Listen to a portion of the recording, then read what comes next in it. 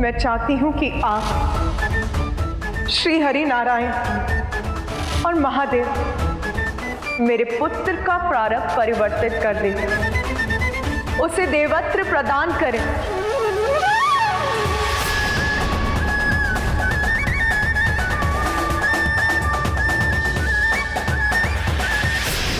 क्षमा करें माता, किंतु मैं आपका ये प्रस्ताव समझने में असमर्थ हूं। क्या केवल भोलेनाथ और आपके पुत्र होने मात्र गजानन को हम देवता के पद पर स्थापित कर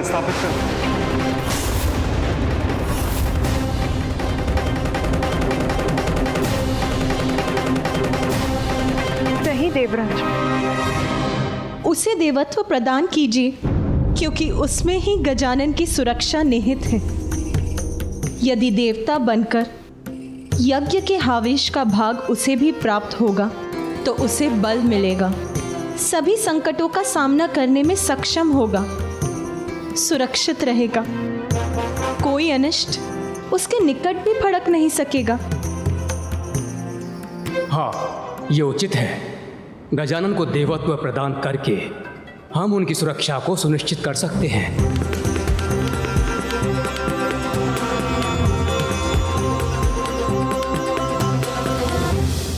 किंतु प्रभु, इस संसार में अनेकों बालक हैं और वो भी नाना प्रकार की विपदाओं में घिरे हुए हैं। क्या हम उन्हें सुरक्षित करने मात्र उन्हें देवत्व प्रदान करते क्या ये उचित होगा? और यदि उचित नहीं है तो गजानन को केवल वंश के आधार पर देवत्व प्रदान कर देना उचित होगा?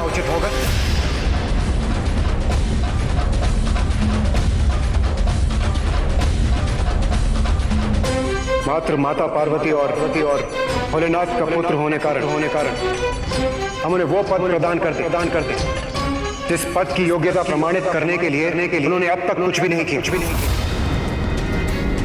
जिस पद के दायित्वों की उन्हें कोई समझ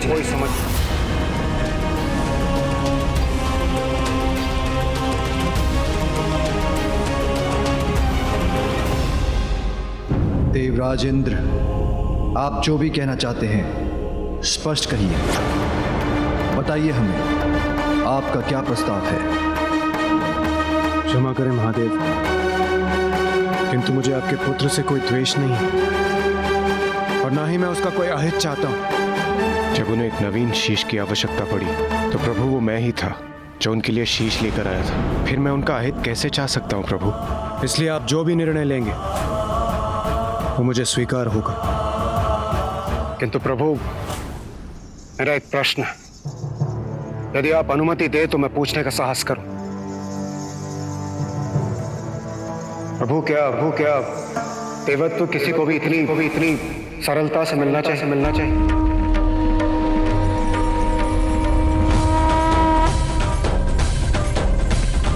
देवत्व प्राप्त करने का एकमात्र कारण योग्यता प्रमाणित करने वाला कर्म होना चाहिए। जन्म नहीं।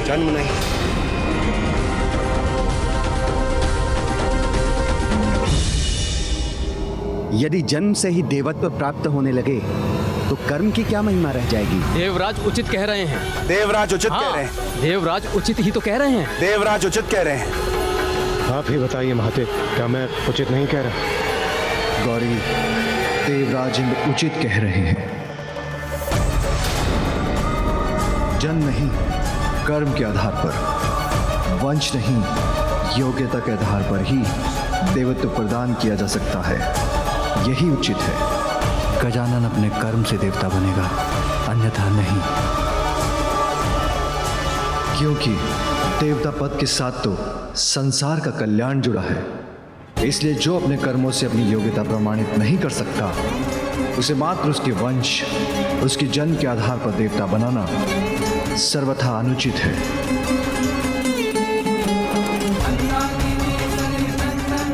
पार्वती माँ है, उनकी ममता अपने स्थान पर उचित है, क्योंकि माँ अपनी संतान के लिए कुछ भी कर सकती है। किंतु हम देवता हैं और पार्वती और मैं तो त्रिदेवों में सम्मिलित हैं, इसलिए हमारा दायित्व तो अन्य सभी देवताओं से बढ़कर है। दायित्व कर्तव्य के आगे निजी संबंध और निस्वार्थ का कोई मूल्य नहीं होता। इसलिए समय के साथ साथ मेरा पुत्र गजानन अपनी योग्यता प्रमाणित करेगा, तभी उसे देवत्व प्रदान किया जाएगा, अन्यथा नहीं।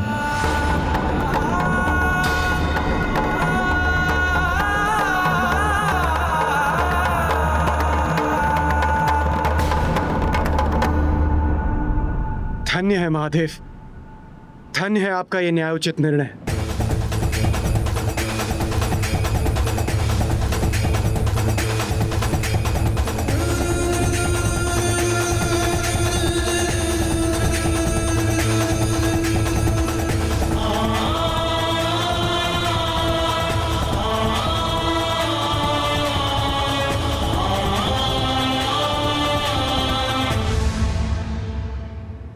माँ, मुझे भूख लगी है, मैं बहुत भूखा हूँ माँ।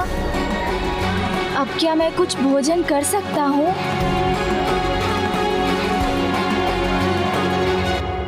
इसे देवत्व प्रदान करने पर इतना गहन परामर्श हो रहा है, उसे बस अपनी भूख की चिंता है। माँ, मुझे भोजन करने की अनुमति दीजिए ना, अब मुझसे भूख सहन नहीं हो रही। हाँ पुत्र, मैं तुम्हें अवश्य भोजन कराऊंगी। माँ के पल्लू से चिपकाए बालक देवता बनने योग्य तो कदापि नहीं। भोले के नंदन भी भोले भाले, राग द्वेष व्यर्थ ना मन में पाले। माता के आंचल को पाके प्रसन्न, भोजन में क्रीड़ा में रहते मगन। क्या है देवत्व वो अनभिज्ञ है, माता के नेह पे कृतज्ञ है। इंद्र से यद्यपि माता कुपित, किंतु माँ पुत्र को देख के पुलकित।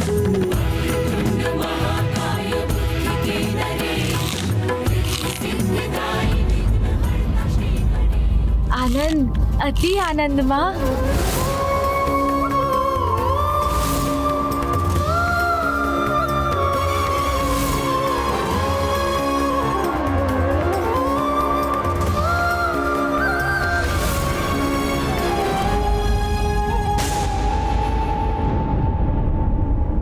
देवत्व प्राप्त करने का एकमात्र कारण योग्यता प्रमाणित करने वाला कर्म होना चाहिए। और हाँ, एक कोई थे यहाँ, ऐसा प्रतीत हुआ उन्हें देखकर जैसे वो कोई भयंकर असुर हो। देवराज इंद्र उचित कह रहे। उचित?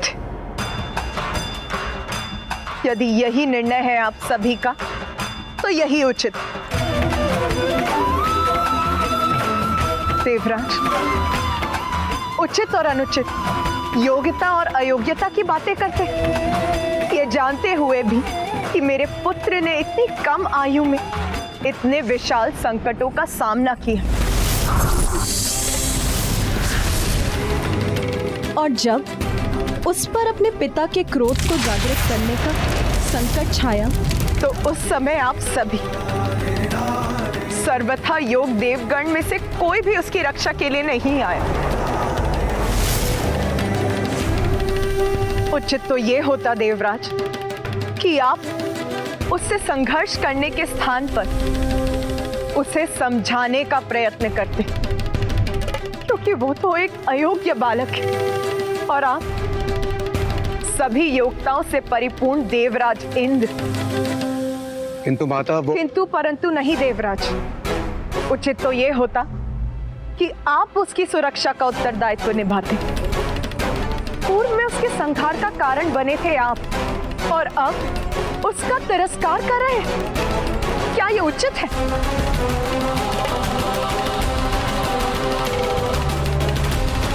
किंतु अब तो मेरे लिए आपसे कोई भी अपेक्षा करना ही अनुचित है। मैं हूं उसकी मां, जन्म दिया है मैंने उसे, सर्वथा समर्थ हूं मैं, तो उसकी रक्षा करने का दायित्व भी मैं ही निभाऊंगी।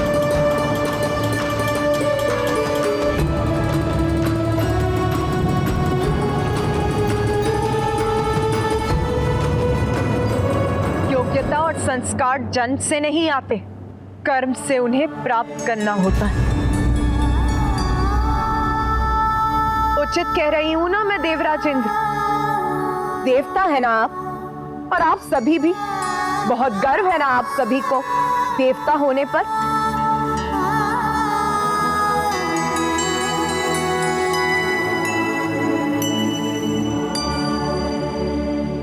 संस्कार और योग्यता, उचित और अनुचित के भेद बता रहे हैं ना?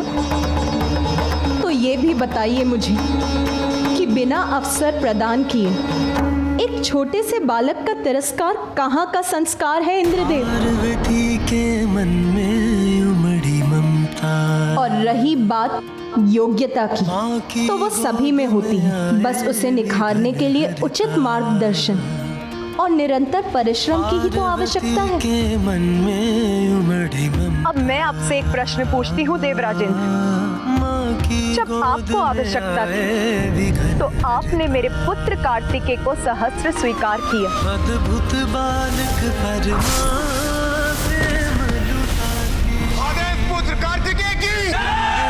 स्वीकार ही नहीं किया, उसे देवताओं के सेना का सेनापति भी नियुक्त कर दिया। तब आप संकट में थे ना देवराज? स्वर्ग संकट में था, स्वार्थ था आपका। विपत्ति में उचित और अनुचित का भेद भूल गए हैं आप।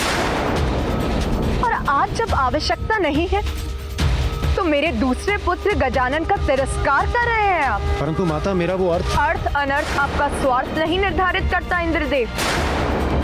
आपका अभिमान मेरे पुत्र के अपमान का कारण नहीं बन सकता।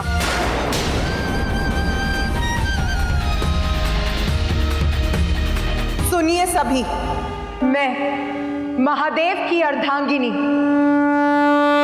गजानन की माता आप सभी के समक्ष ये प्रण लेती हूं कि मैं अपनी ममता से, अपने संस्कारों से अपने पुत्र को इतना योग्य बनाऊंगी कि वो अपने कर्म से देवता ही नहीं बनेगा, अपितु आप सभी देवता उसकी पूजा करेंगे। सभी देवता उसकी पूजा करेंगे। आप सभी देवता उसकी पूजा करेंगे। और ये योग्यता वो प्राप्त करेगा अपने जन्म से नहीं, अपने कर्म से। मेरा पुत्र गजानन प्रथम पूज्य बनेगा, प्रथम पूज्य बनेगा, प्रथम पूज्य बनेगा, प्रथम पूज्य बनेगा।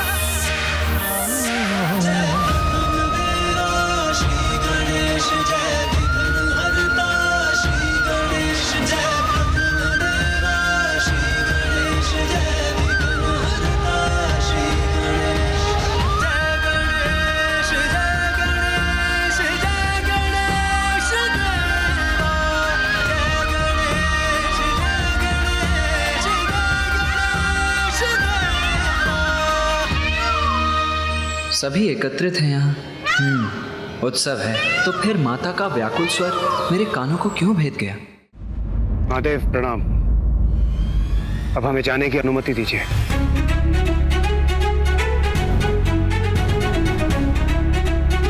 प्रणाम माता।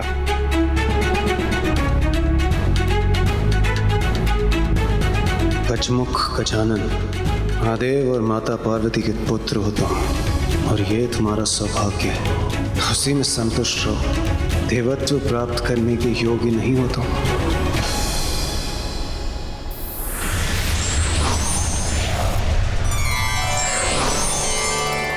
महादेव, अब हमें आज्ञा दीजिए।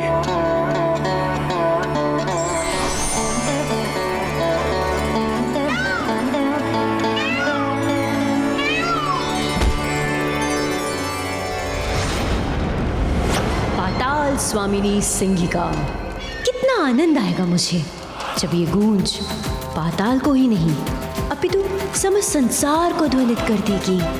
आह, मेरा राज मुकुट है ये, और ये सिंहासन भी पाताल की सर्वे सर्वा असुरों की रानी हूं मैं।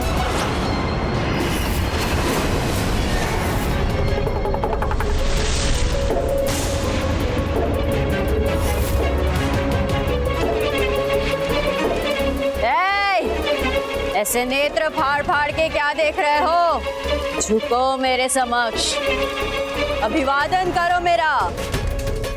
आज से इस सिंहासन पर मेरा अधिकार है। मैं हूं तुम्हारी रानी, मैं सिंघिका। क्योंकि अब तक तो उस मूर्ख सिंदूरा की कैलाश यात्रा उसकी मृत्यु यात्रा बन चुकी होगी। कैलाश जाकर महादेव और देवी पार्वती के पुत्र का वध करने चला था वो, ब्रह्मदेव के श्राप को झुटलाने चला था वो। अवश्य अब तक उसका अंत हो गया होगा।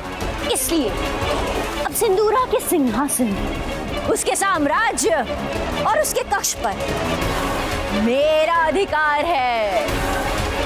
तो जाओ, जिन ऋषि मुनियों को तुम पकड़ कर लाए हो उन्हें मेरे समक्ष मेरा भोजन बना के प्रस्तुत करो। भूख लगी है मुझे भोजन चाहिए, मुझे भोजन चाहिए, मुझे भोजन चाहिए।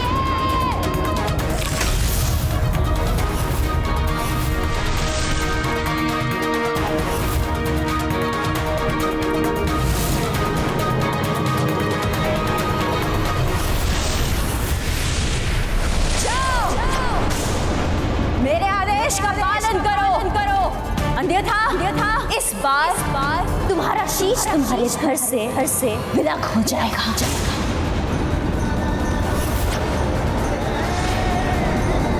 स्वामी, कुछ अनुचित तो नहीं कहा ना मैंने?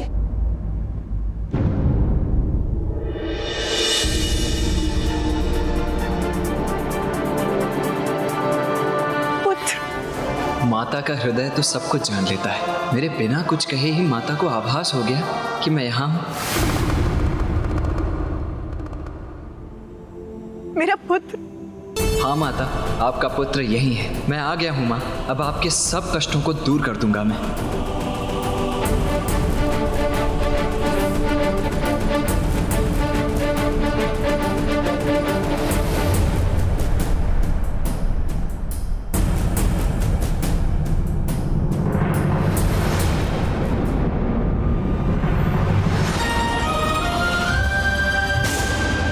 माता,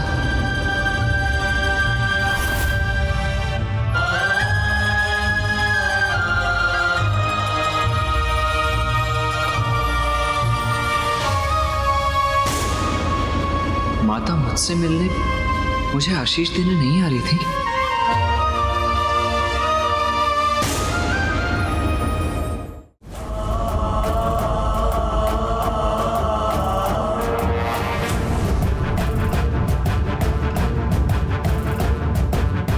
स्पर्श भी न कर सके। उसकी कोमल प्राण सभी विपदाओं से सुरक्षित रहे, बस इतना ही चाहती थी। माता ने मुझे देखकर भी मुझे अनदेखा कर दिया। कौन है ये जिसे माँ अपना पुत्र बुला रही है? क्या कुछ अधिक मांग लिया मैंने जो किसी ने भी मेरा समर्थन नहीं किया? मेरे प्रस्ताव को अस्वीकार कर दिया, मेरे पुत्र का उपहास किया, तिरस्कार किया उसका।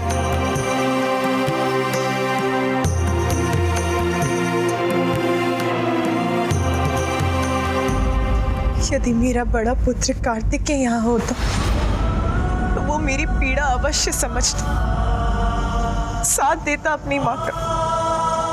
तो माता ने अनदेखा नहीं किया मुझे। सत्य तो ये है कि उन्होंने मुझे देखा ही नहीं।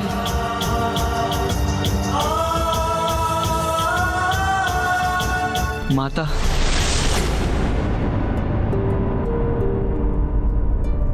ये स्वर तो मेरा पुत्र। कहाँ हो तुम पुत्र? यही हूँ माँ।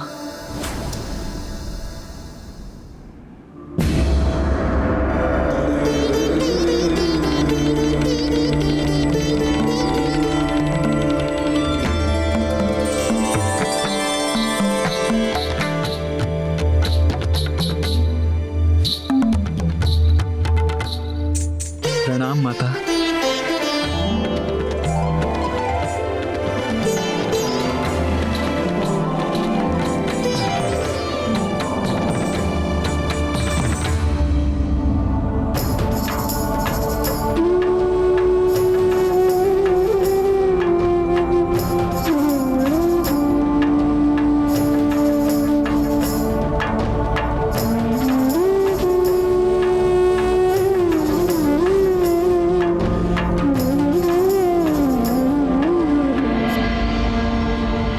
प्रणाम पिताश्री।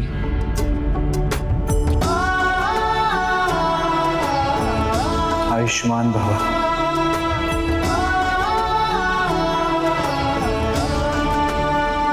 पुत्र तो मां गए पुत्र।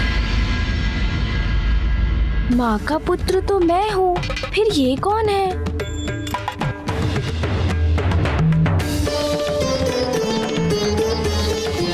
ये विचित्र कछमुख बालक कौन है और ये मेरे और माता के मध्य क्यों है? इसका हमारे परिवार से क्या संबंध?